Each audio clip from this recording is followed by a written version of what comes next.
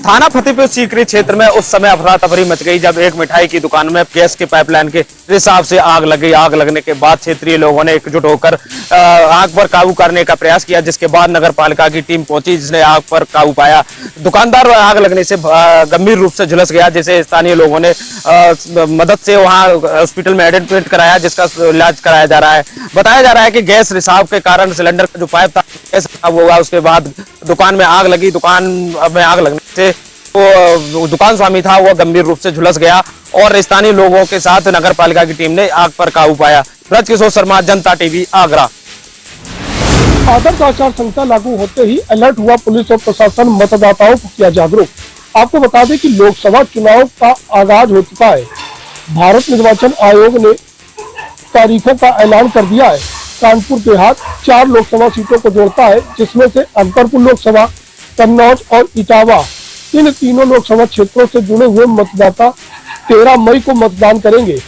4 जून को मतगणना होगी और एक नई सरकार बनकर तैयार होगी, जिसे मतदाता चुनेंगे। लेकिन इससे पहले ही कानपुर देहात का पुलिस और प्रशासन अलर्ट मोड पर आ चुका है। सभी कस्बों, दीवारों पर लगी हुई राजनीतिक होर्डिंगों को हटाना शुरू कर दिया है, तो वहीं मतदाताओं से निर्भीक होकर मतदान करने की अपील शुरू कर दी है। देखना यह होगा कि कानपुर देहात के जितने भी मतदाता है वह अपने लिए किस तरह की सरकार का चयन करते हैं। लेकिन इससे पहले कानपुर देहात में पुलिस और प्रशासन के लिए एक कड़ी चुनौती होगी कि मतदान प्रतिशत ज्यादा से ज्यादा हो और सभी मतदाता निर्भीक रहे। हालांकि कानपुर देहात के भोगनीपुर उप जिलाधिकारी सर्वेश कुमार सिंह ने क्षेत्राधिकारी के साथ मिलकर कस्बे में गश्त की है और जितने भी राजनीतिक होर्डिंग, पोस्टर, बैनर लगे थे उनको उखड़वाने का काम भी शुरू कर दिया है। जितने भी मतदाता उनसे मिले उन्होंने उनको भी जागरूक करते हुए कहा कि निर्भीक होकर अपने मताधिकार का प्रयोग करें और अपने लिए एक अच्छी सरकार का चयन करें। कानपुर देहात से शुक्ला, जनता टीवी। कमिश्नरेट पुलिस लाख दावे कर ले, लेकिन शहर में हुई एक दुर्घटना ने आज कमिश्नरेट पुलिस की कार्यशैली पर सवालिया निशान खड़े कर दिए हैं। कानपुर के गंगा बैराज पर एक तेज रफ्तार कार ने ई रिक्शा में टक्कर मार दी। दुर्घटना में ई रिक्शा चालक गंभीर रूप से घायल हो गया। पुलिस ने घायल ई रिक्शा चालक को उपचार के लिए अस्पताल में भर्ती करा दिया है। लेकिन इस दुर्घटना ने गंगा में अवैध रूप से हो रहे मछली के शिकार की पोल खोल दी है। ई रिक्शा में अवैध रूप से शिकार की गई मछलियां लदी हुई थी। दुर्घटना के बाद ये मछलियां सड़क पर बिखर गईं, जिसने कहीं ना कहीं पुलिस की कार्यशैली को सवालों के घेरे में ला दिया। फिलहाल पुलिस ने खाना पूर्ति करते हुए अब इस पूरे प्रकरण में मत्स्य अधिनियम के तहत गंभीर धाराओं में मुकदमा दर्ज किया है। वहीं पुलिस आयुक्त ने जानकारी दी है कि अब मोटर बोट के जरिए गंगा में निगरानी की जाएगी और अवैध रूप से हो रहे मछली के शिकार पर पूर्ण रूप से प्रतिबंध लगाया जाएगा। अभिनव श्रीवास्तव, जनता टीवी, कानपुर। कांग्रेस की भारत जोड़ो न्याय यात्रा के समागम में आज नहीं शामिल होंगे अखिलेश यादव। जी हाँ, आपको बताना चाहेंगे कि आज अखिलेश यादव जो कि सपा के राष्ट्रीय अध्यक्ष, उन्होंने एक चिट्ठी लिखी है राहुल गांधी को, जिसमें कि उन्होंने इस बात का अफसोस जताया है कि वो भारत जोड़ो न्याय यात्रा जिसका समागम मुंबई में हो रहा है उसमें शामिल नहीं हो सकेंगे। उन्होंने अपनी व्यस्तताओं को बताते हुए उसमें न आ पाने का खेद व्यक्त किया। साथ ही साथ उन्होंने इस बात की प्रशंसा भी की कि जो भारत जोड़ो न्याय यात्रा है वो किस तरह से उन्नति की ओर बढ़ रही है, उसका उन्होंने उनको बहुत उनकी प्रशंसा भी की और न आ पाने का अपना खेद भी व्यक्त किया। लेकिन कहीं ना कहीं आगामी लोकसभा चुनाव में इस तरह की स्थिति जो कि एनडी या इंडिया अलायंस जो ग्रुप है, जिसमें कि सारे जो भी सहयोगी पार्टियां हैं वो एक दूसरे के साथ गठबंधन में है, लेकिन उसमें कहीं ना कहीं सपा के राष्ट्रीय अध्यक्ष का इस समागम में न जाना कहीं ना कहीं आगामी लोकसभा के परिणाम पे एक बहुत बड़ा इशारा करता है और ये बताता है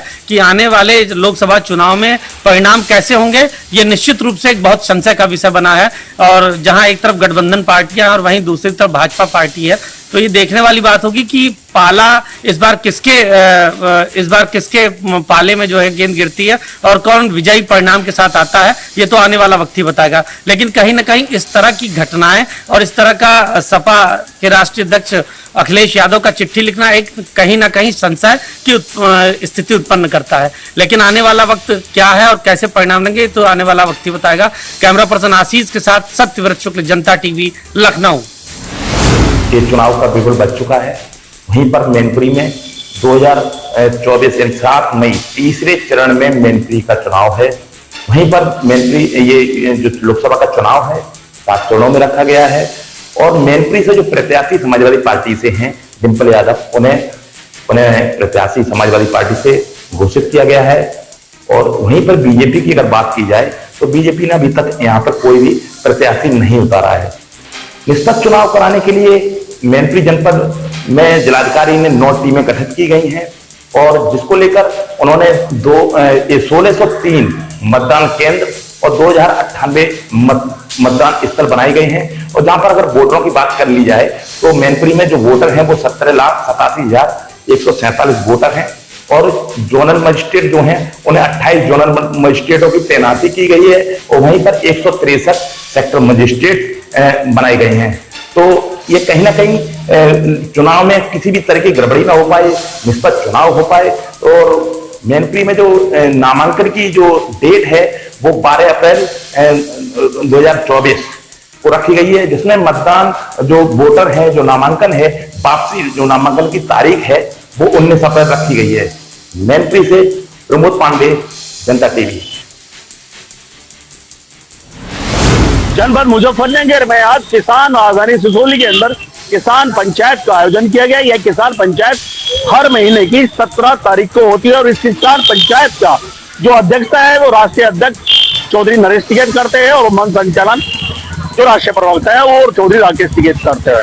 आपको बता दूं आज इस किसान पंचायत के अंदर कई फैसले लिए गए और किसानों को तैयार रहने के लिए कहा गया कि जब भी कोई किसानों की लड़ाई हो तो जो सभी किसान है वो तैयार रहे और जो किसान प्रदर्शन चल रहा है उसको भी समर्थन देने की बात कही गई। राकेश टिकैत जब मन से बोलते हैं तो पूरा जो खरोच से बोलते हैं और अपनी बात को मजबूती से कार्यकर्ताओं के सामने रखते हैं। उन्होंने ये भी कहा किसानों से कि अब सभी किसानों को एकजुट होकर रहना चाहिए और जब भी किसान पंचायत हो तो हर गांव से कम 25-25 किसान इस पंचायत के अंदर आए। ये पंचायत कई जनपदों के लोग इस किसान पंचायत के अंदर आप सम्मिलित हुए। वहीं आपको बता दूं कि नए नए कैबिनेट मंत्री बने लोकदल से आकर अनिल विधायक आज भारतीय किसान यूनियन की किसान राजधानी सिसोली में पहुंचे, जहां उन्होंने चौधरी महेंद्र सिंह टिकैत की समाधि स्थल पर पुष्प अर्पित किए, फूल चढ़ाए और प्रार्थना की। आपको बता दूं जब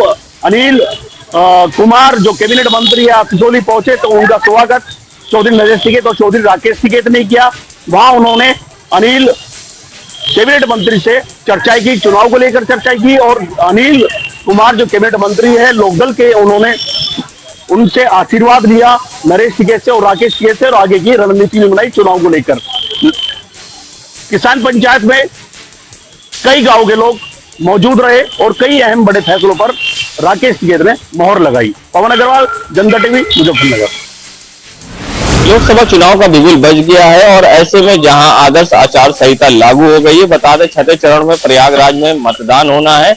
29 अप्रैल को जहां नॉमिनेशन होगा और साथ ही 25 मई को इस पे मतदान होना है। और सबसे बड़ी बात यह है कि एसएसबी की कंपनी यहां पहुंच गई। एसएसबी के जवान प्रयागराज पहुंच गए हैं और एसएसबी के जवान जहां एसीपी श्वेता पांडे के नेतृत्व में फ्लैग मार्च करते दिखाई दिए हैं। सिविल लाइंस के पौष इलाके के विभिन्न इलाकों में आज एसएसबी के जवानों को पैदल गश्त कराया गया है और चुनाव से पहले उनको हर गली और हर एरिया में ले जाया जा रहा है, जिससे कि उनको चुनाव के दौरान किसी प्रकार की परेशानी ना हो और पूरी तरह से कानून व्यवस्था कायम रहे। और इसको देखते हुए ये पूरी तैयारी कर ली गई है। और साथ ही बात करें चुनाव आचार संहिता में नियम कानून का पालन कराने की, तो 12 घंटे, 48 घंटे और 72 घंटे के अंदर जो भी नियम कानून का पालन कराना है उसको लेकर चुनाव आयोग की तरफ से जो भी गाइडलाइन है उसको जिला प्रशासन कराएगा। जनता टीवी के लिए सैयद मोहम्मद आमिर, प्रयागराज।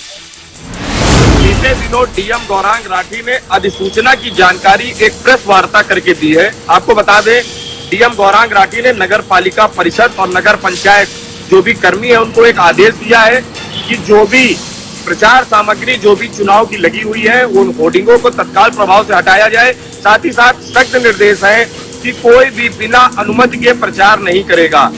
जिस आदेश के बाद से लगातार जो नगर पालिका कर्मी है, जो नगर पंचायत कर्मी है, एसडीएम की निगरानी में होर्डिंग हटाने का कार्य कर रहे हैं। अवैध होर्डिंगों को हटाया जा रहा है। साथ ही साथ जो गौरांग राठी के एक निर्देश है कि अगर इस तरीके से बिना अनुमति के अगर होर्डिंग पाई जाती है तो उसके खिलाफ सख्त कार्रवाई की जाएगी। मैं जनता टीवी चैनल के लिए चैतन्य त्रिपाठी, उन्नाव।